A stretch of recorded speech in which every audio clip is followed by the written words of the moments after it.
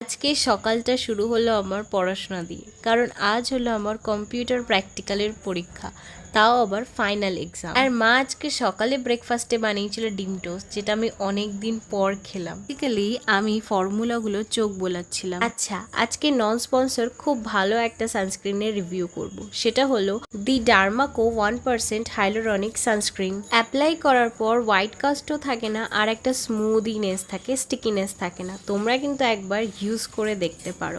পরীক্ষা ভালোভাবে দিয়ে আর সময় নষ্ট না করে আমি ডাইরেক্ট চলে এসেছিলাম বাড়িতে। আর মা আজকে বানিয়েছিল আমার ফেভারিট চিকেন, তাও আবার প্রেশার কুকারে। খেতে তো দুর্দান্ত হয়েছিল। বিকালে অনেক দিন পর স্কেচ বুকটা খুঁজে পেয়েছিলাম, তাই ভাবলাম কিছু আঁকি। আমি বানিয়েছিলাম এই ফড়িংটা, আর মা একটা ফুল আঁকছিল। রাতে মা আমাকে চিকেন আর লুচি দিয়েছিল। আজকের ভিডিওটা এই অবধি। আরেকটা নতুন শর্টসে দেখা হবে। লাইক, শেয়ার, সাবস্ক্রাইব করো।